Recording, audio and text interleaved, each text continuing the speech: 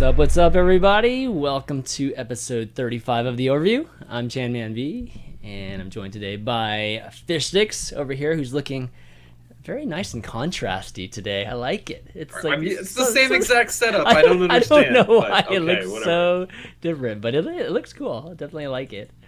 Of course, joined also by Flame, returning again. What's up, buddy? Not much. Glad to be here. All right, good stuff. Good stuff. You look cold there. Is it like wintry over there? I just got out from outside. It's like raining and cold and gross out. Not a fan. All right. Yeah. East Coast problems. Yeah. Okay. Cool. And we've got our first-time guest. Grego is in the house. What's up with this beanie and everything? Signature beanie. What's up, man? What's up, guys? Thanks for having me. Awesome. Well, lots of interesting news, particularly with Grego, with a new team and everything. We're going to kick things off by talking to him about that. A new tournament, NA tournament, was announced too, the Winter Premiere. Also, new map is out on PTR. Of course, we're gonna talk about our week in Overwatch too. Season 2 just ended. Season 3 will be starting very, very soon too. And then lastly, just the events. Cover just Apex with the semifinals. Both matches happened. As well as Dreamhack. Pretty interesting development there, at least in the finals or whatnot. Q&A as always at the end, guys, so have your questions ready. We didn't get any email Q&As or at least email questions this time around. So if you are listening on iTunes or whatnot, be sure to email your questions to theoverview@chanmanv.tv, and we'll read them out next week. But this week we'll do the same Twitter. If you got questions, tweet that over to me at ChanManV, or just hang around in Twitch chat, and we'll answer those questions. Okay, let's start off by talking to Grego about his brand new team that was announced. Was it announced earlier today? Was it late yesterday? I think I might have. Late yesterday. Yeah, late yesterday. Okay, and the name of the team is Really Cool Guys, which is a pretty interesting name. I like it. I like it. How'd you come up with that? I think it's just based off the selection of players. They're all really cool guys. It's pretty much as simple as that. All right. So every early fledgling esport has just a flurry of hilarious names until everyone gets sponsored. Which I don't know. I would have went for like a sponsor knockoff or something. Like there were a few teams that did that, right? Wait, which ones? I might have missed that. Oh my god, what you guys know what I'm talking about, right? I forget what they I were, do. I don't remember the names. I just remember what they were. Like several. D8 or something like that. I mean, what are we talking about here? It was something like that. Something like that. Okay. It was like instead of Fnatic, you would just say you were like Fanatics, like with a with an S, stuff like okay. that, yeah, That's or not like even... just dumb stuff like that. There was like a whole slew of teams that did it. There you go. Yeah, CLG, We United. Oh yeah, We United. Right. Thank I God really for liked Twitch chat, man. Thank God for Twitch chat. Yeah, exactly. Jesus. I really liked our old team name before Cloud9. Google me. Google me. Me. Yeah. That Google me was a good one too. What was it before that? Like soda, something about Soda cans or something. Soda cans I that don't would get confused with That soda was before I poppins. was on the team. Yeah, exactly. Oh yeah, Team Solo Mitt with a T. Yeah. So okay, interesting. So really cool guys. I like it. So let's take a look at the roster. So it's you and Reaver, which it sounds like you guys had a great rapport with each other. I'm guessing since you guys left C9 together. Yeah, Reaver was probably my favorite teammate on C9. I felt like he had like the best team play versus like just like straight up energy, like willing to win and bring his like A game to every tournament and live match. Okay, and I think one of the big names that is on here that a lot of people are probably hyped about is just Shatter, because lots of folks know Shatter just from his stream, just playing with just the various players, and I mean his Genji play at this point is just famous. So finally seeing him on a team is pretty hype. What do you think of Shatter as a teammate? He's fitting in pretty well. I mean, I have like no ties to Shatter before this. I was looking for a projectile player, and we looked at a couple players, and it just seemed like the most realistic option if it worked out. So we tried him. We ended up really liking him. Yeah, it's going to be pretty fun to watch you guys actually coordinate on that, and Shatter and Reaver together too. That's going to be pretty. Well, that sounds like your DPS solidified there, unless you're switching exactly. to a Widow main, Grego. You might see me play some Widow, but okay. I support. I'm sticking with Lucio. He's my boy. Okay. All right, that's good stuff. And yeah, let's talk about Frisco and Wonderfuls and Rob too. How did you coordinate with those guys? So Wonderful's kind of the same story as Shatter. We were looking for a tank, and we just tried him out. He's got really, really good teamwork, and a couple other players were, or a couple other teams were looking at like trying him out and stuff. So he seemed like an obvious answer, I guess, to like look at first, and tried out a couple others, some from teams, some not from current sponsored teams, and he stood out the most to us. Rob, I played with him in CS about 2 years ago, and he just made a really good he made a really good impression on me. So I wanted to team with him again. And same with Frisco. We played with each other in Shoot Mania, and he's probably the best teammate I've ever had. We did really well in that game, and he's been grinding Overwatch since beta, and I just feel like he hasn't gotten the right opportunity. So I'm really looking forward to seeing what those guys can do. Yeah, it's a perfect example of, again, just more players that, that have been just waiting their turns, I guess, trying to get on teams. So really excited about, just you get a chance to see those guys and maybe get to know those guys a little bit more, just even as a spectator and fan. How long have you guys been playing together? Like, is this literally just solidified and you guys announced like yesterday, or has it been maybe like a couple weeks or so that before deciding to let everybody know?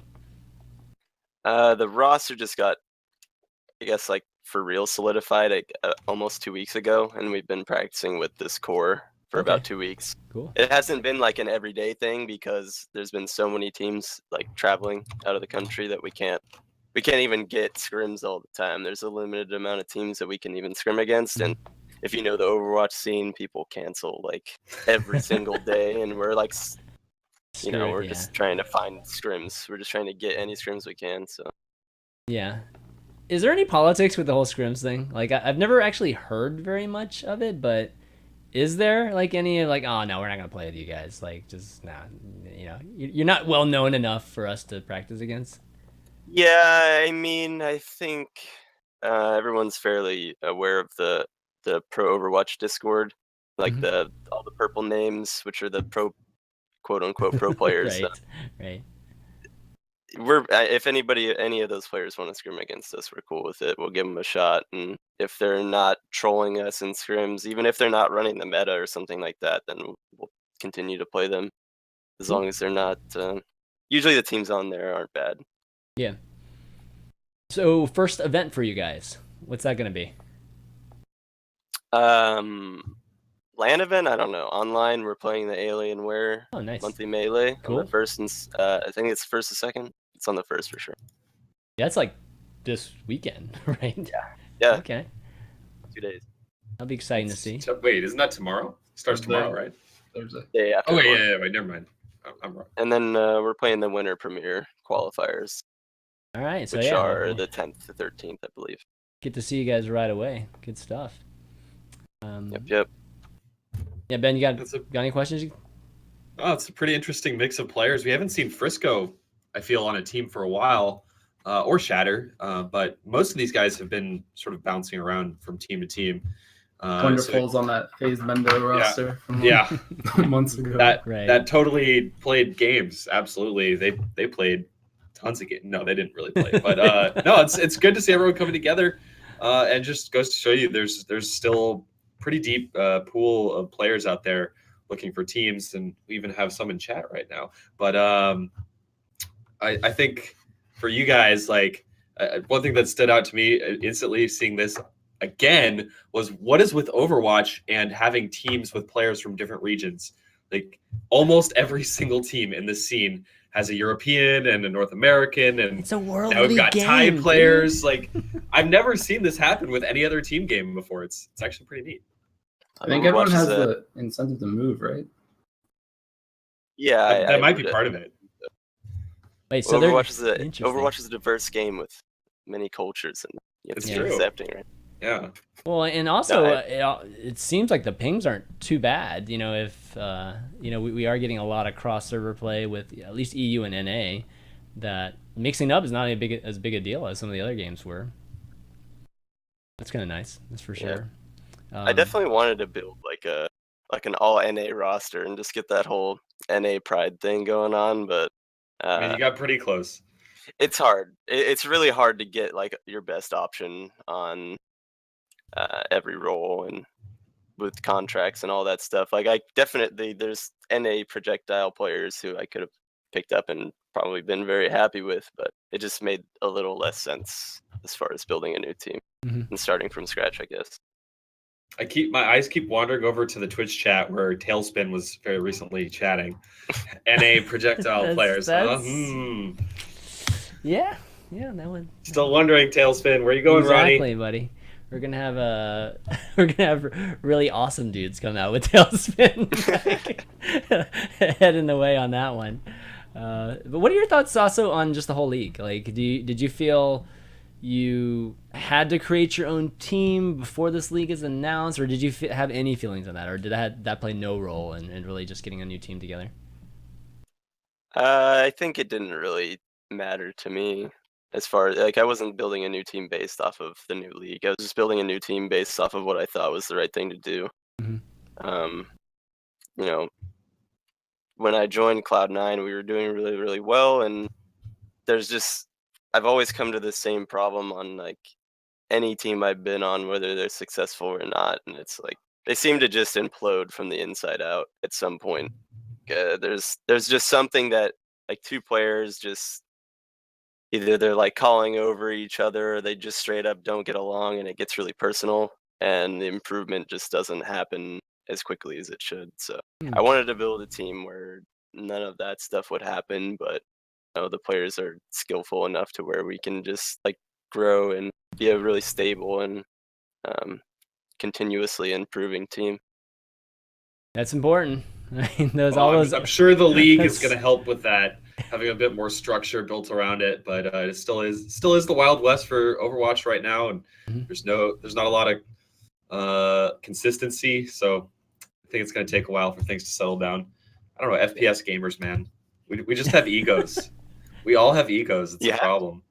It's not even FPS. It's all games. Well, it's like the most physical type of game, I guess, because it's you're flailing your mouse hand around, like trying to shoot heads. I don't know. It's a little more physical, a little less cerebral. WoW egos arguing with the Dirty Bomb egos, and there's two egos, and then everyone thinks they're the best at all these games that don't matter. And I mean, everyone really knows the Tribes is the best. So wow. I think they all have their own skill sets for sure. Like, I think the WoW players are very politically skilled. I think it's a very political game. They know how to play their cards. I don't mean that in a way that they're not. The Hearthstone players know how to play their cards. They know how to play their RNG correctly. They know play around the Roadhog hooks and the. Wow. Well, definitely good luck to you guys. I can't wait to see you guys play this weekend, actually, just to get a first glimpse at how you guys look and what you guys are playing. Any surprises in store? You don't have to share them with us, but you got any surprises in store for Alienware? No surprises. Okay. I mean, I think we can surprise people with our results. It's either going to be extremely exciting or it's going to be like, shit. Like, we just give them a few weeks. This was too soon. Exactly. Like, maybe it was too soon, but we'll see. I mean, it's a good opportunity, so we're just gonna give it our all. And we're a brand new team. I mean, like I said, we've had 2 weeks of scrims, so yeah, we'll see. All right, cool. Good deal. Okay, why don't we talk about the winter premiere? Given that you guys will be, competing in the qualifiers too. That was announced, I think, right after last show too, and this is going to be a NA only tournament, $100,000 prize pool, and Blizzard actually announced it, right? So they always obviously have something to do with it. Oh, really? I actually missed that. So they officially promoted this? Yeah, they partnered with I guess NGE for this event. So this is a Blizzard sanctioned event officially. Pretty. So you guys, I don't know if I'm allowed to talk, but I don't think I'm not allowed to talk. Uh-oh. Speak. But no. So I know people that work at NGE or that were getting recruited to work at NGE. Like, I don't know. I want to say it was like a year ago. Okay. I mean, I say a year, but when did Overwatch come out?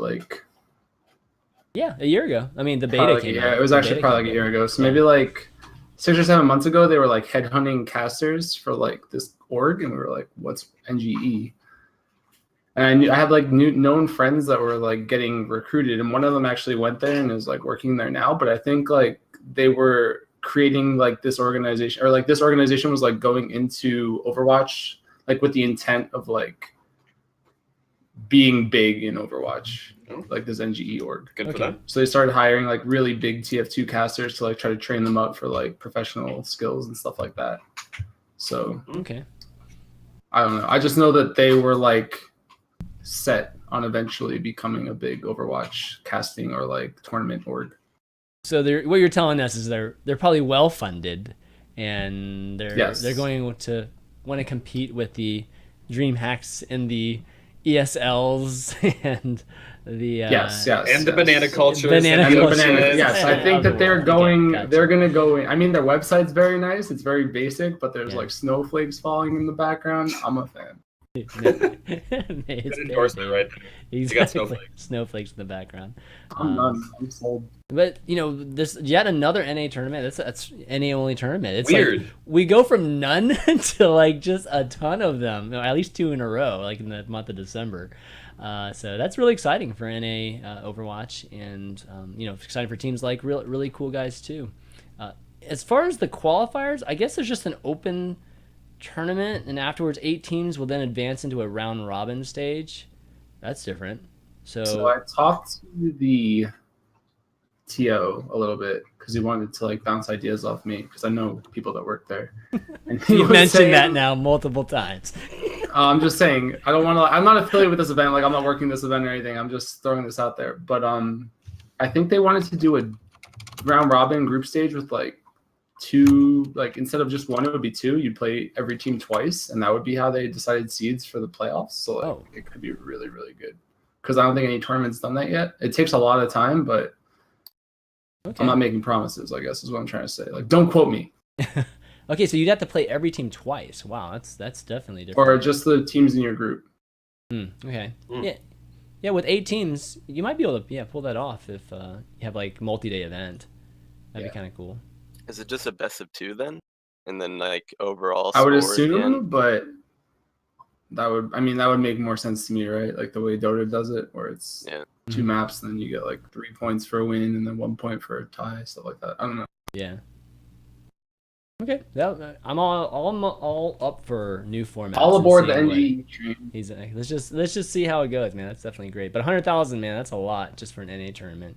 So I think MLG is 100K too, right? Or is it the 50K or is it 100K? I forget what MLG is. I want to say like 75. It's like right in the middle. Okay, no, I don't know. It's right in the middle of what I was thinking. Something like that. But anyways, a lot of money for teams to get. That's absolutely cool. It looks like the round robin stage begins right after Christmas too for this one. So this one will go on till the end of the month. Oh, it's 100. Okay, so multiple MLG. Okay, good stuff. All right, it's really exciting. It'll be great to see, you know, how this does, and if it becomes if it is successful, I'm sure we'll see another event soon after from the NGE. Like I want to say NRG, that'd be NGE guys here. So another player, more tournaments. That can't be a bad thing for the scene. All right, at least not at this point. No. Yeah, definitely not at this point. All right, next thing in the news here is that Oasis is out on the PTR, the brand new map that they announced at BlizzCon. It's taken some time, obviously a few weeks, to actually get it out there onto the PTR for us to see. But this is actually a little sooner than I expected. I was thinking it would be like in December before we would see this map at all. But they just made it in to November. And some folks have been streaming. It literally just happened, probably like an hour or maybe a couple hours ago. So I haven't gotten a chance to take a look at it yet. Any of you guys got a chance to see it yet, or see the jump pad or anything? I am opening streams of people playing it right now. How's it look? But, yeah, this was released like 2 hours ago, so we haven't had much time here, guys.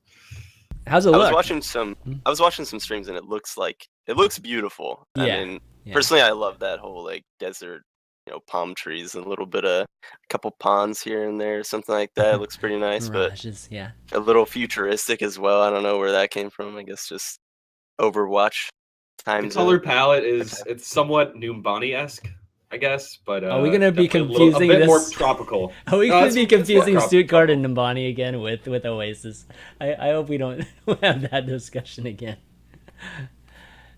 I'm just seeing a Reinhardt Reinhardt's like charging and using the jump pad and continue to charge for like miles. That's This amazing. looks pretty fantastic. Oh man, charge into the other spawn point. So one thing, I mean, I obviously haven't gotten a chance to see it, but one thing we did talk to, I think Aaron Keller, as well as some of the other designers, when we were doing the panel that we had, when they talked about Oasis, they mentioned that they learned a few things, or they liked a few things from Ilios Ruins. Just the fact that you had that kind of sunken area that was really the focus of the map, but then you had all the area around it that was great for skirmishes and whatnot.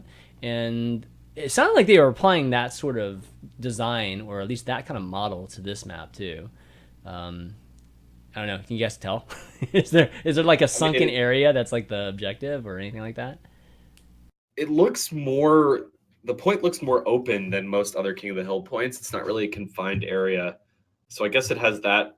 Yeah, it's definitely the open like the same- ruins, right? And so Farah can just like fly around and just shoot all kinds of things. Okay, well, anyways, you got those of you that are watching, just maybe check it out. Just hop on the PTR, play it. We'll definitely talk a lot more about it next week whenever we get a chance to experience it. I will say the jump pads look rather violent. It's not. It's even like it bounces you even quicker than it did in Quake. So it's Really, it's not like going up a jump pad is going to leave you very vulnerable. It looks like it's actually pretty fast. I mean, Anyway, that's my one observation. I don't is have it a anything- flat, like, is the jump pad actually like a flat emblem on the ground, or is it an actual pad, like that sort of thing? Just bounces you up. Kind of hard to see watching Okay. streams right now. Okay. All right. Well, let's talk about our week and playing Overwatch. Have you guys played a bunch? I mean, I know Ben, like, literally the season ended right after, like, the day after the show. So, yeah, how did season 2 end for you guys? I got both of my accounts to 4K plus, I guess, which is not like super insane for a pro, but yeah, I don't grind ranked all that much, so Yeah. it was good. What number did you get? Like, we had Mangachu on here last week, so he was obviously like trying for that one spot. Yeah, And he got it. Yeah, and he got it. Which is... I got up to like only like position 300 or something like that, Okay. and then it was right before I left for what was it, BlizzCon, and then I decayed. Yeah. Some bad. Okay, is rough. How about you, Fishstix? I played a couple games before, in between the last show. I think I got back up to 4,700, or sorry, 3,700. Wow, 4,700. That would be number one. I'm actually the number one player. Exactly. That would be number one. Yeah, I haven't had a chance Awesome. to play too much since ranked went away. Been playing a couple characters that I'm really suck at, like McCree. But I will say Me too. one kind of silver lining for at least fans of Overwatch about this lack of having ranked is that like all the pro players and streamers have been playing pickup games and pre-mades like constantly. So actually the quality of games that you can find on Twitch right now is through the roof, because you're seeing like pro player pickup games versus the usual ranked. So it's been a nice little silver lining for the fans at least. Yeah, I don't know if it's probably a huge difference, because like quick play, I think right now is just like, I've been trying to play Diva and whatnot, but it's like I end up playing Diva like on a an escort map or whatnot, and there's nobody playing Reinhardt, and it's just like, God, this is not fun at all. So a lot of the compositions, I feel like, at least where I'm playing, aren't the greatest right now in quick play. But yeah, the streams, I know what you mean, Ben. Like, they've been extremely good games for sure. Flame, how about you, man? Yeah, I was gonna say, like, if this wasn't a social experiment, it like wound up being a social experiment. It like turned this toxic NA scene into like this very friendly, make a pug every night. Everyone's playing together, being friendly and streaming together. I think there were like 6 pugs going on at once. Yeah. Really? the other night. That's a lot. A lot. And Holy like crap. this is only in like that one channel, and then there's Yeah. like other channels, like even some of the streamers have like their own internal pugs going on now. Like, people are just becoming friends because they have to, because they don't have anything, like they can't play any other way. So it's kind of nice. It's good. I decayed the last day, so I lost top 500 on my main, which was pretty unfortunate. but I got my other account to like number Wait, does 100 top and just left it 500 there. count where you actually end, or does it just count No, your but high? when you go to my profile, Yeah. like the one account is like 4,050 or something, and it's not 4,070, which is like what it needed to be. Oh, So my that's icon's brutal. yellow and not blue. That's so I'm a little brutal. upset. That's Yeah. brutal. It's okay though. We'll get over it. Got my nice little spray. I'm excited for season 3 though. I played a little bit of PTR too. Symmetra is really good. A little crazy. We talked about it a lot. So what part of Symmetra is really good that you noticed? I mean, nothing changes about her kit so much, and I don't really mind the 75 health shield since you can like essentially remove all of them in one go. It's just making that happen is really hard. I've found out. It's like you have to kill that shield generator, and it's like this 400 HP monster that you have to get through, and like you have to kind of bank on them not setting up a fortress trying to protect it. Where they have the 6 centuries now that they can just throw. Yeah, like I was trying to do it yesterday as Sombra, and I'm like going in there, and you have to like you unload an entire clip, and it still has health, and you're like, okay, is it worth it to EMP this? And I wasn't even sure if EMP was going to work on it, like remove the shields, so I didn't even do it. But I'll figure that out next time. I was too busy trying to win the quick play game. You can have if EMP works, though, then it's great. Sombra will just counter her straight up, but if not, then just a tiny bit of news about that. Apparently, Sombra will not be coming with the new season. Symmetra. I did that like 5 times last show too. Symmetra will not be coming with the new season. So, or the new Symmetra rather. It's definitely a bummer. You can hack the teleporter. I'm happy about it, but I'm sad. I'm not trying to hack. I'm not trying to hack it. I'm trying to EMP the shields off the teleporter. I'm like reading Twitch chat right now. Got it. I'm happy that they didn't include her though, because I feel like she is like a little too strong. I don't know. It seems like her teleporter is too hard to kill for what it gives you. Like 75 extra HP, and then you set up a fortress on top of it that's 400 HP to kill. Like your entire squad is just stacked at that point. Well, it is 150 shields. So if you can EMP the shields off it, then it's only 50 health, and you can just mow it down with Sombra. But I don't know. I'm kind of against Archon, man. I'm against like the hard counter concept sometimes. Like sometimes it feels too hard countery, you know? It's like, okay, they have Symmetra. Like I don't actually know that you can go any hero but Sombra or Tracer to kill it now. How effective is the shield generator? You mean the extra 75 HP on everybody? Extremely. I mean the range, like the actual perimeter. Oh, it's huge. Good? It's huge. Okay. Yeah, because I was like debating. We were talking about it last show, and it was, I think we all concluded it was huge. But then, like, I was talking to other people, and they're like, no, it's not that much. I think I was talking to Stir, and he's like, oh, it's not much bigger than, just Maze, Blizzard, or something like 5 times the size of a Maze. That's what I said. That's what I said. I was like, what are you talking about? And okay, so it is huge. So the shield thing is really cool too. Like the projected shield. Oh yeah. How does that? Yeah. You create this like barrier. You create like a Reinhardt shield that just floats in front of you, so you can like you can throw it in front of you and then run behind it and like mow people down with the extended range on the gun. It's pretty sick actually, but it takes a little bit of finesse. Is it really slow? Like crazy slow? You can like walk with it. Oh my god! But holy crap, that's amazing. Dude, that's gonna be awesome. Do some crazy Tracer stuff and like blink back and forth. That sounds amazing. I'm just thinking of like ruins on Ilios, opening up just like a slow shield coming at them. Like that's gonna be a great way to. Also, think about this too, because someone brought this up. It wasn't me, but imagine if you're trying to play against like a Widowmaker on Gibraltar and you just throw a shield at her. Oh yeah. And suddenly it's just like deal with this giant Reinhardt shield just constantly walking at her every 7 seconds so she can't shoot through it. It sounds really good, but she's pretty much out of action for like 5 seconds, right? Like whenever you do that. That's pretty awesome. Shoot like the line of sight from the cart to the Widow. Just force her. I don't know. There's definitely some weird things you can do with it, but I'm just envisioning no limits with 6 Symmetras throwing those shields. People were saying it was bugged, but I don't know if it's still bugged. I haven't tried it. People were saying that you could EMP through it and it would still do damage, and that you could Earth Shatter through it. So I would expect that that's not supposed to be like that. Wow. Okay. But Earth Shattering through it is huge. I wouldn't be surprised about the Earth Shatter. I mean, I don't know. Does it float? It floats, right? Yeah, but if you put your like crosshair in a position where it has to touch the ground, like it will touch the ground. Yeah. Okay. And like intersect the ground. Okay, I'm definitely trying that stuff out tonight. I didn't get a chance to play the PTR too much this week. That sounds amazing, though.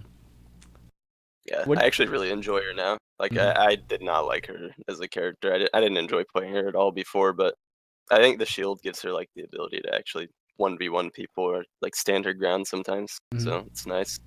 What role should, I mean, do you still play 2 supports with her, or is she replacing one? I mean, you've got to fill a role, right? You With probably her. replace one on defense. Okay. Well, I think the solo heal Ana thing is like real. It's Oh, okay. hard. Yeah. But I think it's possible. I think it depends on the map and like line of sights and all that stuff. Like how easy is it for your team to set up and you to still be in a good position to have view of everybody and that still be a safe position for you to stand in. Yeah. But obviously all those things come into a factor. But she definitely like outputs enough healing to where if you're good and you land your shots, it's good enough. It's just it's challenging. With the Yeah. So with the sentries, is it max 6 still, even though you get them Yeah. all at once, or can you actually get more?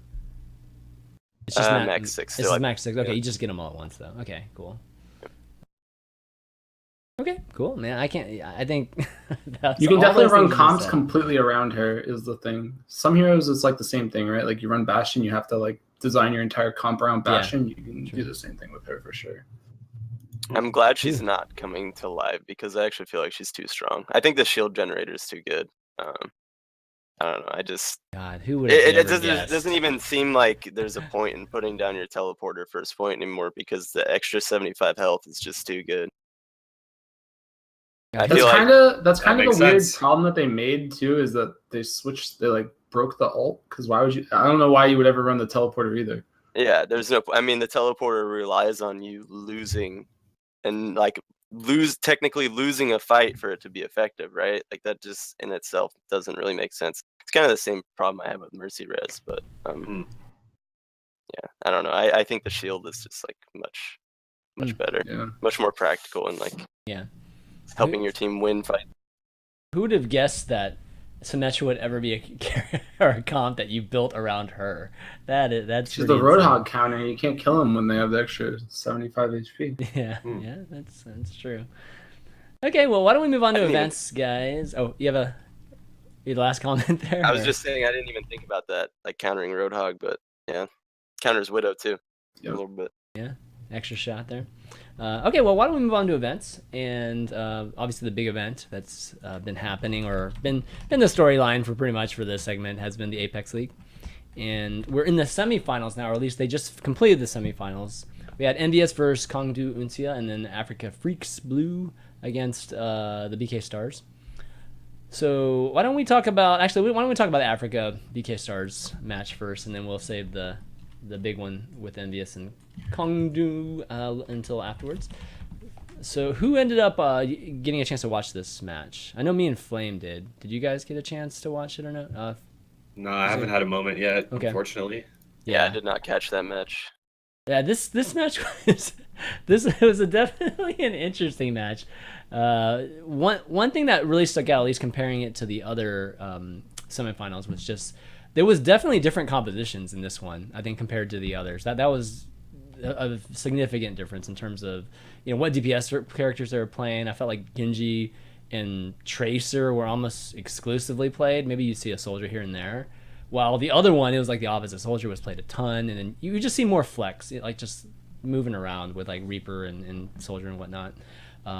So yeah, what'd you think about that, Flame? Like in general, what'd you think about just how these teams matched up with their comps and whatnot? It's hard for me to put I don't know. Like I was overly critical for sure when I watched it on my channel and like put up the VODs. I don't even know if I put up the VODs because I might have been too like mad about it. But I think it was honestly just because of the patch. Like they were trying out different things because they watched the match between Envy and I guess it was Rogue at that time, and they had their own kind of meta where they were running like the Diva 76, and you saw how good Mickey was, stuff like that. So then when they went into their match, I feel like they had a different plan completely, and you saw them both like ditch Reinhardt's and do all this. They had all these weird ideas. I mean, it worked out for some of them, but the matches themselves looked really, really all over the place. So while I feel like my first thoughts were like, oh, this is what am I watching? Like, this isn't high level Overwatch. It probably had a lot to do with the patch and them trying to like figure stuff out on the fly and then doing what they thought worked in scrims. So I'm hoping the finals are better. But like if I had to take anything away from that match, it was that MV should have like a really easy time winning the grand finals. Okay. Like if I was just gonna base it off that specific semifinals Yeah, match. I mean, definitely the other semifinals I think was the stacked one out of the two of them. But I definitely agree with you. I think the matches just seemed a little sloppier just because they probably hadn't been practiced with playing that comp or maybe even playing against the comps that they were playing against. They were both like full holding each other. Almost. Yeah, they were full like both holding maps. on maps. Both maps, they great. almost full held each other, and Yeah. it was insane that like. I mean, I know for a fact, like defense obviously got buffed with the patch around like the 25% ult. So like if you switch heroes on offense, you kind of get punished really hard now. Yeah. So they kept switching heroes, and then you just keep falling farther and farther behind. So it got really, really hard for them. But I don't think either of them figured that out until maybe like I'm sure they figured it out by now. But during that match, they definitely hadn't figured it out. So watching two teams fold each other is like something that you would expect from like a low level. I don't know what to compare that to. It shouldn't happen. Yeah, I mean, Genji was extremely. I feel like Genji was crazy effective in that. I think it was Arhan. Is it Arhan that was playing Genji in that one? It was just crazy how effective he was, given that. I mean, Diva was all over him, and just the various tanks were just usually are just really good against Genji. So definitely, Nano boosted Dragon Blade has no exactly. limits. I mean, like That's it's there's like a weird thing in the game right now too, where some heroes just don't like they're not good against certain heroes. Like you don't really want to play Genji into Roadhog, but if you can nano boost him, do you really care? It's like you can make up for certain hero disadvantages with ult advantages, and I think that they definitely figured that out during that match. Yeah, for sure. But I think the funniest thing that happened in the match, and I think a lot of people probably talk about it, was literally how the very last game ended, which was there was just a squatting Genji behind the payload that ended up making the mark. So this was Gibraltar. Yeah, it was ×3 too. It wasn't even just ×1. Like when you watch it from that point of view, you think it's just ×1. You're like, okay, the Genji back half. It was like, no, there were literally 3 people on that cart, and it did not get touched. Yeah, and then the rest of the team literally was like up on Staring at Hanzo. Yeah, there was definitely chasing down Hanzo when like they were all up. Like the entire team was up. The BK Stars team was completely up, and they just kind of allowed that to finish, which was shocking there. But okay, let's talk about the NV and the KU game. I felt like this game was probably the finals. I think a lot of people felt that way. I think Flame, you mentioned it earlier too. Whoever would win this would probably win the tournament. Really close match. I think it went back and forth too. It started really with Kongdu getting out to a lead. I felt like Birding just was getting the better of Endius in the first 2 games, and then it just kind of like swung around as the games were going. But Flame, what did you think? Or actually, all of us watched this one, right? I think Grego and Fishstix watched this one too, right? I watched a bit of it, yeah. Yeah. My memory's failing me a bit, but I remember Mickey was doing insane on Diva, which ended up just being like a perfect disaster. I think somebody used that example before, and it just made too much sense, especially since like Bromos gets to play Soldier now, and I bet he's just having a ton of fun with it, which is definitely part of like having the right mentality to win, just like feeling the character that you're playing and bringing up the spirits of your team. Yeah, totally. I mean, I don't think I've ever seen as many Diva ults in the last 2 weeks kill like as many people as Mickey's ults have done. I mean, obviously it has a lot to do with his teammates too, setting him up, but still, it's just like there were such key moments when they would happen. It was huge. Fishstix, what'd you think of the match? Well, first of all, if you haven't watched this yet, you absolutely should. It's really one of the more entertaining matches over the last couple of weeks or months even. Just twitch.tv/OGN Global. Check out the VOD. It's really, really worth watching. Comes down to 3-2 in the end. And, Chris, I actually will agree with you about one thing. Birdring He's carrying. I honestly think he's like the best Roadhog that I know of right now. Really? I honestly think so. Like he just played so sick the entire game. Like I think if it weren't for Birdring, Envious might have had a much it would have had an easier time for sure. But I just got to give it up to him, and his Roadhog is absolutely insane really showing the value of if you're hitting such a high percentage of those hooks and taking someone out of the fight like every time, it's just absolutely crazy. But also Mickey, the tanks that people keep talking about. We're going to get to this a little bit later, but people keep talking about how the meta right now is all about tank action. Misfits has something to say about that, but it really seemed that way in this match to me. Like Birdring, I felt was by far in a way the most influential player for Kongdu, and then on the other side, Mickey, you could argue, was one of the most influential players for Envious. I mean, his ults. It's a team effort every time. Like usually there's a Earth Shatter or a Boop that goes into making those Diva ults really connect with so many players. But it was huge ults from Mickey that literally won them the game. If you go to Eichenwald at the very end, I just spoiled the whole thing, but yeah, whatever. It's a Diva ult that wins them the game, quite literally. So it's coming down to these guys in the tank role a lot. But super. You gotta give some love to the Honest too. I mean, like it's Chips that's keeping him up and keeping him healed the entire time too. So it was from that. I mean, Hulk too, dude. Like you don't see it when you're watching most of the VODs, but you can see him in the kill cams. And, like you can see people's health and speed and stuff. And like Hulk is on top of his game right now on that Lucio role. It's actually kind of shocking. And I think I watched this VOD with Mendo or something, and the two of us were just like, what is going on? Because Mickey and Coco together, it's like they've been playing together for years. Like Diva Reinhardt combo was never scary, and now they make it look like the scariest combo in the game. And I don't know, they're like changing the game, those two right now by themselves. I think it's a great combo. I mean, it's not that hard to pull off either. I think another thing it has to do with the map for sure. It's like the geometry of the map, but it's they're abusing it in the times when it's the best to abuse it, I guess. Yeah. I think another thing is like people just aren't used to playing against Diva, and I forget when it was, but they somewhat recently buffed her ult, so it takes less time to explode when you deploy it. So like just that alone, like Mickey's just landing like plain ults with no combo and just hitting like a bunch of people. If you place it right, like sometimes it's actually just unavoidable depending on the map. And he made some clutch plays on that with those ults.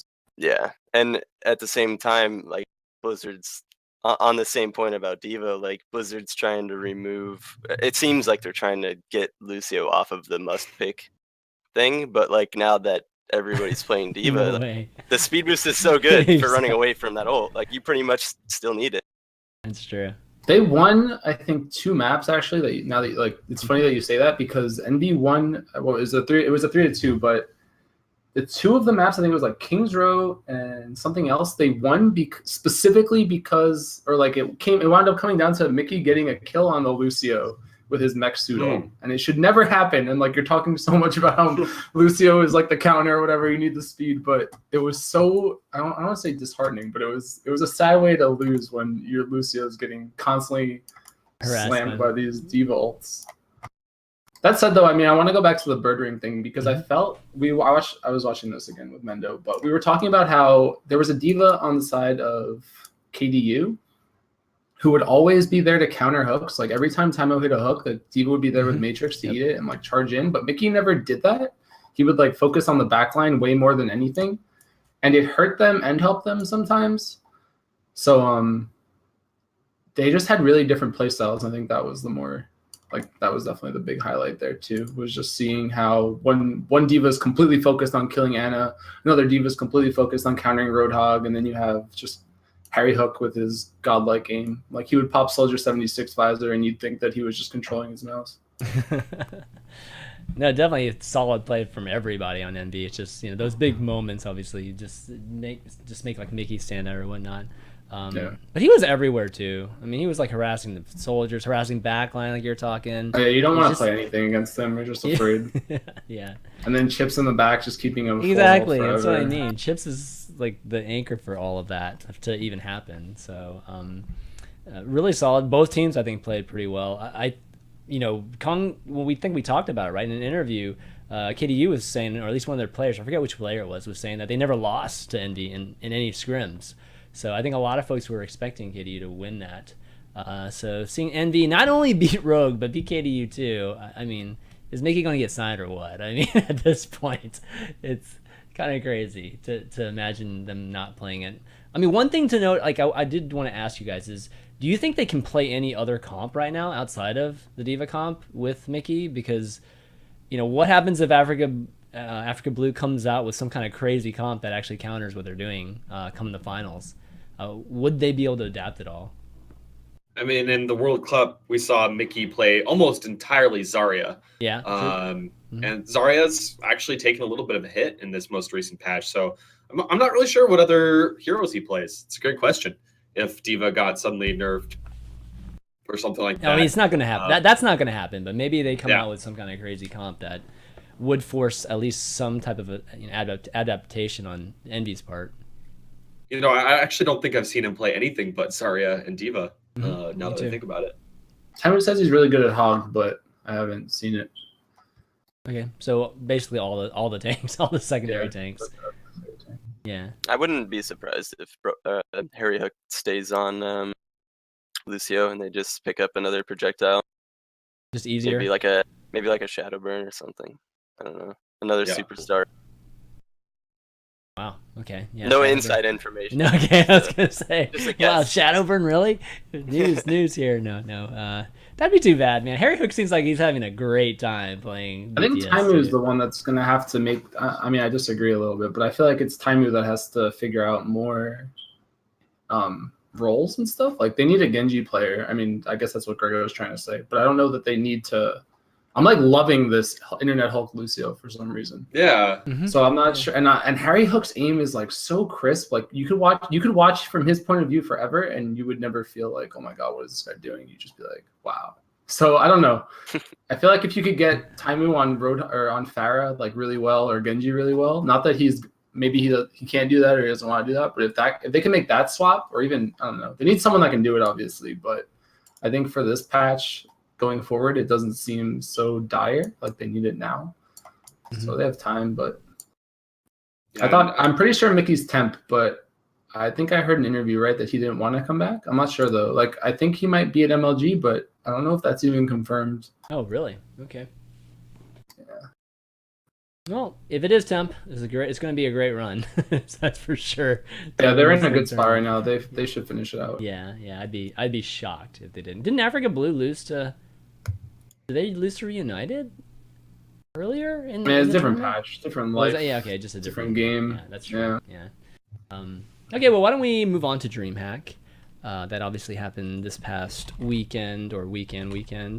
Lots of matches. Holy crap, right? I didn't get a chance to watch too much of it during the week, but did you guys watch a ton of it? I watched the finals for sure, but did you guys watch a lot of the rounds leading up to the finals? Mainly was only able to watch the finals in detail. Rest was just kind of background. Yeah. It was great finals though. Another 3-2 scoreline. Mm-hmm. Pretty fun to watch. Yeah, Misfits seems like they're really good at playing to their strengths. I was gonna say adapting at first, but like they ran the triple tank comp with Tracer, I believe. They made it work really well, but at the same time they ran 2 DPS like Soldier Tracer kind of stuff, and that also worked really well. So I don't really think it's so much as like they're learning the meta faster than everybody else. I just think that their teamwork is really solid and they play to their strengths really well.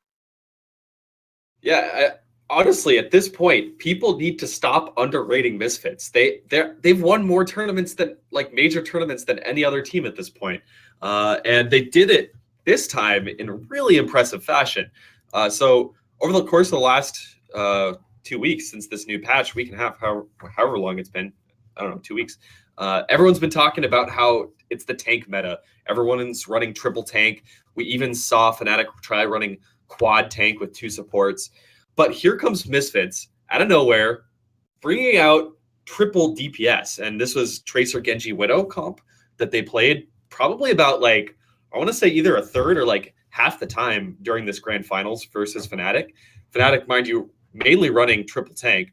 Here comes Misfits with triple DPS. So Tracer Genji Widow. So it's like a modification of the dive comp. So they're running with only Winston as their solo tank.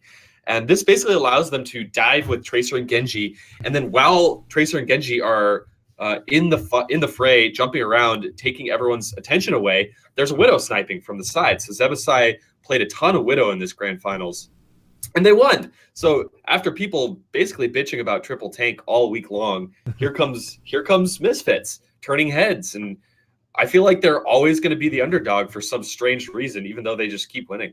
I don't know. I really like this comp though. I mean, I don't know how you deal with Tracer Genji, like a Tracer and a Genji of the level of Soon and Nevix, like in your face, and then Zebosai is just sniping from far away, or not even that far. He's just like sniping when you have your head turned. I don't even know how you deal with that effectively. It's kind of crazy. There's like a weird, I don't know what the word is, like a matchup thing in this game where some teams will do really well against other teams and then not so well against a different team, but maybe they'll all beat each other in this weird round robin scenario. Right. And I think that that's kind of what we saw here, because you're like asking how to beat it. I feel like Envious would have just slaughtered this Misfits comp, you know, Just with like, Hitscan, just get some Harry Hook 76, McCree on Taimu, and Mickey's Diva, and just eat everything and just slaughter it. But then Fnatic has a weird thing going now where I feel like they have a lot of they have like too many flex players or not enough specialized heroes. I mean, some players are really good at one hero, and that's all good and dandy, but I feel like Fnatic's like spread a little thin. I don't know. They played well, but they didn't look comfortable in their game. They kept they switched a lot, and well, we saw Cool Matt playing DPS. Yeah, that's what I mean. The first time in a really long time, and he was known as an incredible McCree and Widowmaker and Hitscan player way back in the closed beta. But it was one of the first times we've seen him play DPS. Yeah, they look like they were still trying to figure stuff out.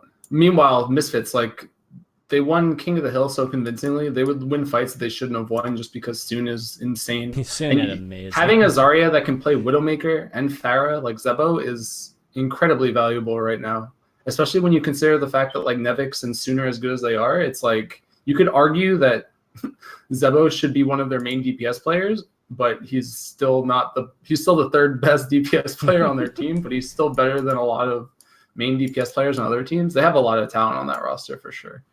I mean, Grego, what do you think of a Widow coming in like this? That's, I mean, I don't know that it works against people who can like think or like will react to it differently, you know? Like I feel like Mickey would have been all over that immediately and just nonstop been diving on him or something. I feel like one diva is not enough to shut down Widow, especially if you get assistance from like they're playing Lucia Zen. Well, Dorado offense with a Widow, though, dude.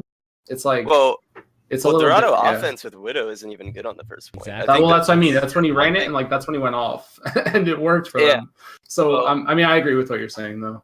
There's it's just like so many limited angles. Yeah. So like it's just really the thing about that comp is it's got a ridiculous snowball, and like if you if you get that one pick, like even if the odds aren't in your favor, like it can happen. You get that one pick, and it's so much easier for your Tracer and Genji to like just break down the fight and like go in there and think about what they have to do. But I'm not really sure about the Widow question. It's like she's definitely strong right now. I just think I think you're going to see a lot more teams focusing on like where they position their whole team to just deny her from even being able to get any shots off. And I think that's like the biggest point where people need to improve on dealing with her. So Fnatic on, I mean, I don't want to cut you off. Fnatic on Anubis, they tried this weird defense where they hit everyone on the point in like that little side room to not let the Widow get shots off. But then they wound up just like crowding the entire team in there, and then they all just got. It was so bad, but you could understand the idea was there. It didn't work out, but it's hard. And I was going to mention too, what team was Bunny on? Was that the Bunny was on BK Stars, right? Yeah, so they would run Tracer like a lot because he was really good at Tracer, and it didn't look like he wanted to play 76. But when you win a fight with that Tracer, like a really good Tracer, you just like the ability to win the spawn camp battles is so crazy. And again, like I think he team wiped them at their spawn at the end of that one. Yeah, he went nuts or something. It was ridiculous, actually. But that was more like what Grego's saying, is that the snowball potential is even better now with the way the ults work and the Tracers. We were talking a little bit before the show, just our pre-show talk, about Reinhardt, right? And I think both of you guys, at least Rick, Grego, and Flame, were talking about how you guys don't actually think Reinhardt's that great right now. Is there any chance of not teams not running Reinhardt in the near future on escort maps and double CPs? I just can't even imagine that. Like, you think? I think so. Really? I mean, I Wow. think the Reinhardt Diva combo is like really strong. I think we talked about that earlier, Yeah. but it's pretty much unavoidable. On some maps, it is unavoidable. Like you have to eat one of them. Mhm.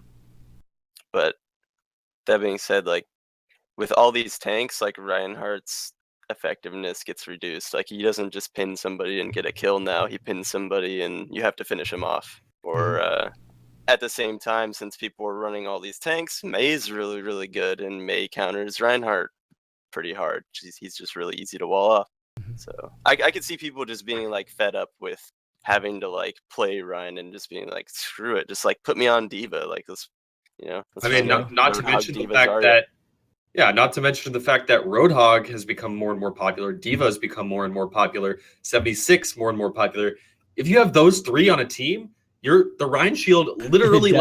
lasts 4 seconds at most. Yeah, the thing It with will that, just go down instantly. I guess like I would expect Reinhardt to disappear on defenses sometimes, definitely, but on offense he's like a trump card. It's like, okay, if they don't have a Reinhardt and we have a Reinhardt, all of our Earth Shatters are gonna hit. Exactly. And you just kind of win fights off that. So it's a weird, and like that was the BK Stars match that happened a lot, where like one team just wouldn't run Reinhardt, and then you'd be like, okay, well this one's just gonna Earth Shatter, and then what?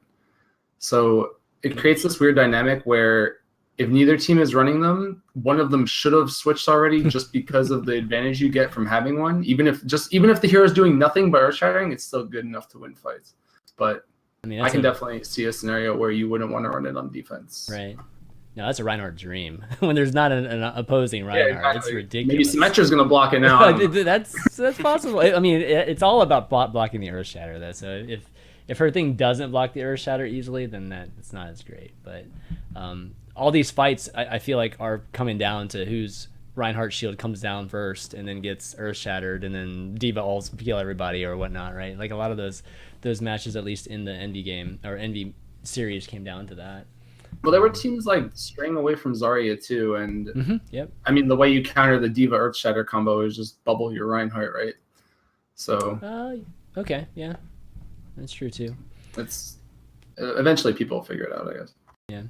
The tank meta is definitely an interesting spot right now because the two staple tanks have been kind of thrown into question whether they're really necessary on certain points or even viable. We still are seeing Zarya, particularly on King of the Hill. Yeah. But outside of King of the Hill, it went from Zarya's being picked like 95% of the time on every single map to I feel like you rarely see Zarya as picked by top teams on most payload maps at this point.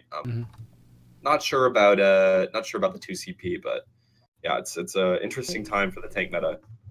It's a heavy sustain meta right now, and I don't know, Grego, do you like this meta? Just being lots of heal. I mean, honest heal has been one point that a lot of people have been, asking for possible nerfs there. Her heal is just a little too much right now, and like Ben was saying, just lots of tanks, so it's hard to kill shit right now. Yeah, it's hard. The fights last a long time, and I think people think it's more hectic than it is because teams haven't.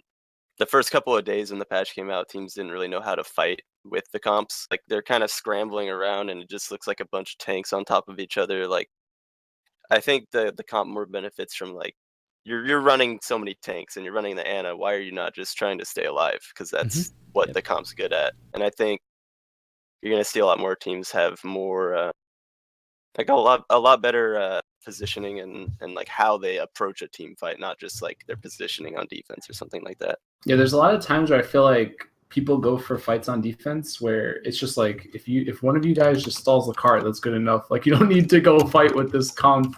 Right. You have a Winston, you have a Dio, you have a Roadhog. Just make sure the cart's stopped, and that's like what it excels at, just not dying as opposed to getting kills. And I think some teams lose sight of that. Depending on their comp, they'll like try to play a tank comp super aggressively as opposed to passively and stuff. I think that's another reason why Zarya is still really good too, and maybe even better than Diva sometimes because Zarya has more survivability. Like the biggest pick potential in this meta right now is Roadhog hooks. it's getting that tank out of position, so he's like right in the middle of your team, and you can just focus him down really easily. Yeah, exactly. But Zarya can save that person from dying, so she's still insanely good for keeping teams alive. So if that's your approach, just like outlasting teams and just slowly breaking them down, then I think Zarya is still like a really solid pick. All right, guys. Well, why don't we move on to our last segment, which is going to be Q&A. And Ben, I think you mentioned there's some good questions already, possibly in Twitch chat. If you do have any questions, go ahead and either tweet them to me at ChanManV, or just go ahead and put them in Twitch chat, and we'll start asking. But there's some good questions already, or did I actually misread that? Oh, I just said we usually get lots of great questions. My Not bad. that there's good questions already, but okay, I'm sure there are good questions. I'm sure they'll come in. Yeah. In the meantime, while we're doing that, I did want to. There was a charity event that I'd like to plug a little bit, which is the World Builders Charity Overwatch Tournament, which is at this this link here, and the raising, trying to raise money, obviously, for.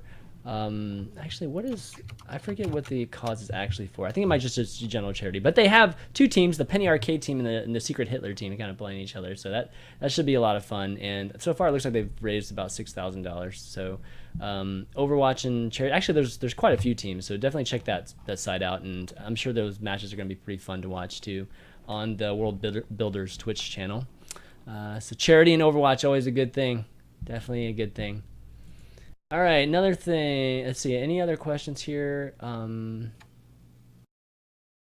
Guys, you can just ask us questions directly in chat, and we'll do our best to get to those. You can also tweet at the Overview GG.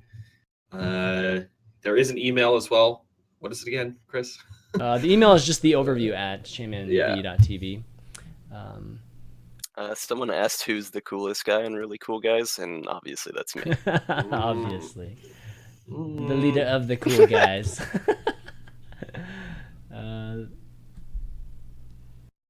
Okay, we've got a question. Farmer Rick asks how to beat Torb and Symmetra on defense without Pharah. I guess this is probably more of a lower rank question, but what do you guys think? I mean, Torb any good? Like, have you guys played with Torb much? Is he even close to being good?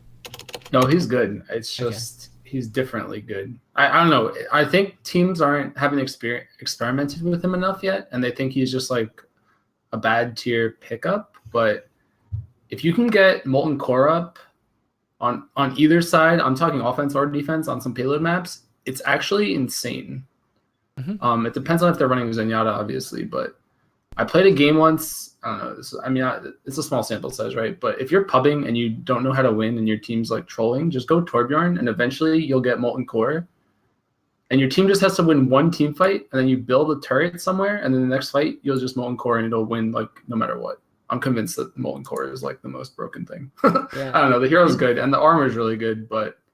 And don't build the turret close to you guys. Don't build the turret close to you. And nano boosted Molten Core is like, you can like one shot a Roadhog. It's insane. Really? It's actually really That's a thing. Holy crap. Damn, that's awesome. That's awesome. I mean, I can't I don't know imagine if it one shots. It might be two, maybe two with a headshot. Headshot a Roadhog, and all like if you're coming down from above or something, and you just shotgun all of your bullets into his head, I'm pretty sure it does kill him. Yeah. Oh my god, that's crazy. And like that's nice cool. Reinhardt shield. I'm glad it lasted 3 seconds. Like, and then the gun on the top of the cart. I don't know. It's hard to do, but if you ever get in that position where you have Molten Core and you have time to build the cart up, and then it's pretty scary. It's like a budget Reaper until you get the ult. That's a good way to put it. And then it's better than Reaper. Yeah, then it's way better than Reaper. Because you win a fight and you get armor, and then the next fight your entire team has armor to make up for whatever disadvantages you have. Not to mention you just get at least a little armor to begin with, regardless of killing someone or not. So it's pretty cool. But to answer his question, how to beat Torb and Messmetro without Pharah? Tracer, Winston can kill the Symmetra turrets, but Genji can peek over corners from really long distance. No, you'll die. You need Tracer now. Tracer or Sombra. Yes, the new Symmetra kill that. You have to kill that thing. Yeah, you have to kill that shield generator or lose. Oh, I see what you mean. Yeah. Yeah, it's gonna have to be from afar, whatever. And you can EMP the Torbjorn turret. I would think you would just run dive comp and just run past the Symmetra turrets. I don't think he cares about the turrets, right? You care more about the generator. Yeah. Are you gonna dive comp into?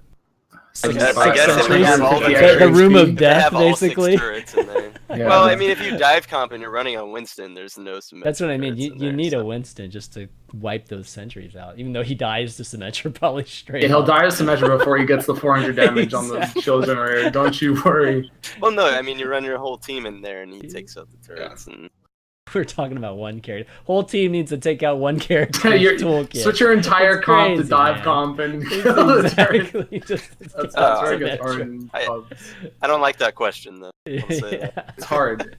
I'm assuming that's from a pub point of view where it's just Yeah. you that has to make the difference. Well, we also have a question from Art of War 127 who says, what do you think of Winston as a pick in the current tank meta? We did kind of just talk about this, but we did see Misfits run solo tank Winston along with the dive comp of Tracer and Genji and a Widow to support, and that ended up working really well for them. Obviously, they're an extremely unique team. Not many teams have the talent to really pull that off. I would say, from my own personal opinion and from what I've seen, if you're running triple tank, you probably don't want a Winston, right? Okay. Because you kind of want more damage output. You probably want to run the Divas, Reinhardt's, and the Roadhog. Roadhog, yeah. Yeah. There's also another question. I don't know if you guys want to jump in on the Winston one. Yeah, well, I was gonna say I think it just depends on what team you're playing against, whether or not you want to run a Winston, because I think the Winston's really good at countering the Misfits comp, the Widow Genji. Yep. Yeah. Like, I feel like you almost need a Winston to play against that. But you see that Diva Hog and you're like, I'm not playing Winston. Exactly. Well, we kind of against saw other it, teams. right? Because we saw Miro was just destroying with Winston, like, a few weeks ago, and then the patch comes out, and then all of a sudden Divog and Reinhardt or whatnot just nullified it. Like the Miro wasn't able to do much with Winston going into the quarterfinals. You could tell he was having less fun. I don't know. Yeah. Like Miro's Winston's on another level. I feel like he can't get I don't know if you can get to a level that high with Diva, which is weird to say, right? But Yeah. it seems different. The other question, Ben? There was another question. People were just asking about our MLG Vegas predictions. It is coming up here yeah. in a couple of weeks.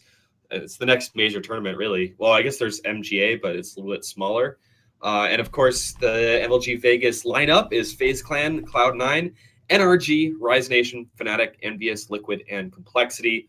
I think the obvious favorite for me is Envious, but this will be an opportunity for Cloud9, this newly formed Cloud9 roster, to really prove themselves. I think that's, for me at least, going to be one of the major storylines. Obviously, Fnatic, FaZe Clan, also very, very strong teams and could put up a really good fight against Envious. But I'm going to be watching to see if Cloud9 performs at the level that I'm sure that they're expecting and hoping for. I mean, they did kind of put together like the super team, I guess. No more Grego. No, just kidding. But they've got a really, really diverse lineup. Mendo and Surefour can basically do anything on DPS. So I'm really interested to see how Cloud9 does here. I don't know. What do you guys think? I actually. Go ahead, Grego. I'll let you go. I was gonna say, I actually think Complexity can do really well. I think the meta works really well for Complexity. I don't know why they didn't do better than they did at Dreamhack, but I actually think it fits their players. Like, they have probably the best Roadhog in the world, and Torque is sick on Soldier, and Nick's a really good Widow, so I really wouldn't be surprised. I think Torque's really good on Tracer too, so Tracer Widow kind of stuff would work for them. Yeah, he's always been really good on Tracer. It's I think originally is where I remember him playing when I first saw that team. Wow, that's an interesting pick. I mean, I actually wouldn't be surprised if Envious doesn't win, because we don't actually know what's going to happen with their roster going into MLG. So I think that's the biggest question mark for them. Yeah. I was going to build off that and say I'm still not convinced that the top tier in Korea is better than the top tier in NA. Yeah, I'm not either, actually. And I'm excited. I mean, Liquid's kind of been out of it since BlizzCon. They rushed a few tournaments and probably shouldn't have played in them, but they've had time now, so they people forget how good AZK and Mezer and all them are. Mm-hmm. I mean, NRG has a lot to prove at this tournament. That too. In terms of whether or not they're even where they stand in the NA ranks, I guess. There's a lot of bragging rights at stake for MLG, probably more so than any tournament we're going to see for a while. That's really true. And even FaZe too, like FaZe is having a rough time with this meta, but back to what me and Grego were talking about before, where like certain teams can just play around their players more than the meta. I think FaZe has to figure out how to make that work for them with like arguably the best Genji and the best Zenyatta in the game. Or I mean, arguably, right? Not definitely, but Right. So like, picks. I mean, I guess we haven't even picked. We just talked about who. Yeah. So Grego, complexity is your pick or no? I don't know if that's my pick. I just think that they'll do better than people expect. I would go with Fnatic for my pick. Yeah, that's a good pick. You do bring up a good point about NRG. We haven't seen They're the anything sleeper. from They're the them in sleeper. a while, so maybe they're in a hyperbolic training chamber somewhere. I mean, you guys probably know. They're at the Logitech Center. Yeah. So yes, the answer is yes. They Yeah, are. exactly. They're in the no, laboratory right now. I got to go with Envious, just because I don't know. They played so well in Apex. We don't know if they're going to have Mickey, but I would assume that they will for this one. Yeah, I don't know. Fnatic, I really wonder how they're gonna. I mean, they haven't even announced that Hafi Cool is like officially on the team, right? He's still trying out that's too, true. Yeah. or I'm not sure actually. I don't know if he's a permanent either. Yeah, that's But they'll be using him. I'm pretty sure. Okay. But about Hafikul, I think he's been playing like really, really well on Diva, so I think that works out for them. Yeah, I'm gonna go. I have to go Envy and Cloud9. I think that's what we're gonna see in the finals. I'm with Grego with Fnatic. I just think I feel like there's gonna be so many upsets that no one's ready for. Like I'm just looking at this this pool of players, and you could throw all 8 of them into a bucket, and I'm not exactly sure that you'd know who come out. Like the groups are going to be so crazy because if it's the top 2 from each group, and you have groups with like NRG, FaZe, I think it's like NRG, FaZe, and Liquid on the same side. Like on any given day, I feel like they could beat each other. There's a lot of. Oh, they have the groups. I haven't actually seen the groups yet. I agree with the upsets. I mean, personally, I feel like no team knows what they're doing yet, or is like 100% set on like what strategies are for sure gonna keep running and continue to be strong. Like tomorrow, the Tracer Genji Monkey Widow thing could just be awful for Misfits, and then they have to come up with a completely new strat. Nobody really knows what they're doing, so upsets are gonna happen. There's gonna be quite a few. You got 2 weeks. I'm at the point where I don't even want to call them upsets because it's like yeah. Well, it's a new patch. It's hard to call them any upset that happens after a new patch an upset. Just because it really does. It resets like all the teams to a much closer level than they were before. Which is cool. Which is definitely good. I like it when that happens. It keeps things fresh. Good for some. Yeah, good for some, but. I think eventually you don't want too much of it because we want some storylines. Like we want dominant teams. I think just to have. We don't want crazy dominant teams so that it's not even exciting whenever events happen. But we want rivalries. We want things like that to start to emerge. And you can't really do that when teams get reset after every month or 2. Yeah. So, someone posted the groups. It's NRG, FaZe, C9, and Liquid on one side. Oh wow. That's a scary. Group of 4. Oh, I mean, I don't know. The other side could be just as strong. Like, it could be strong, but like as far as predicting even one team to get out of there, it's like pretty tough. Still tough. How about it's going to be good. Yeah, I think we know that. It'll be really good. Yeah, it'd definitely be good. How about one more question, then we'll wrap things up. We actually had a question about Sombra, who obviously we've been chatting about since she was released. But you guys want to talk about how you think Sombra's going to fit in, or if she fits in right now? Is she a little too weak? Just situational? Grego, maybe? What was that? I'm sorry. Sombra. What do I think about Sombra? Yeah. How she fit into or how do you think she'll eventually, or will she eventually fit into the meta? I think she fits in now with the fact that people found out that you can hack the health packs on certain maps where they're easily accessible. You take damage, you heal off the health pack, and give Sombra ult before anyone else gets it. It's the same exact idea as the Ana thing before, where you just soak damage, let Ana heal him up, and then you go in with a nano boost. It's broken. It's the same deal.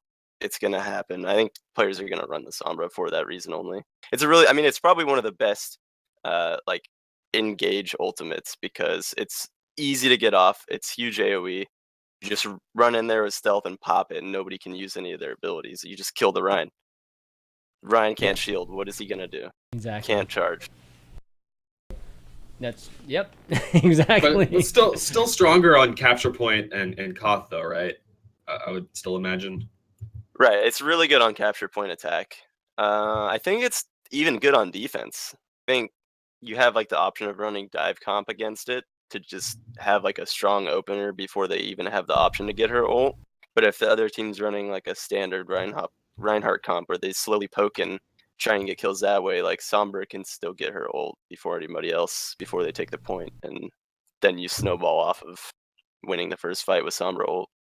Just so we're clear, a little less reliable. Just so we're clear for the viewers, when you're talking about like her abusing that ult charge, you're talking about hacking a health pack so that it basically regens every 3 seconds, and every time she gets a heal from that, her ultimate charges up. Correct? Yeah. Okay, That's how it works. Yeah. So that said, though, hitting good EMPs isn't the easiest thing if you know it's coming.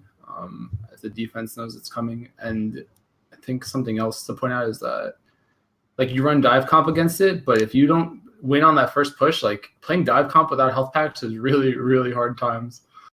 So Yeah, there's a lot of back and forth with her. I think she's in such an awkward spot because she's a DPS class, but it feels like she has such limited mobility, even though she has that translocator.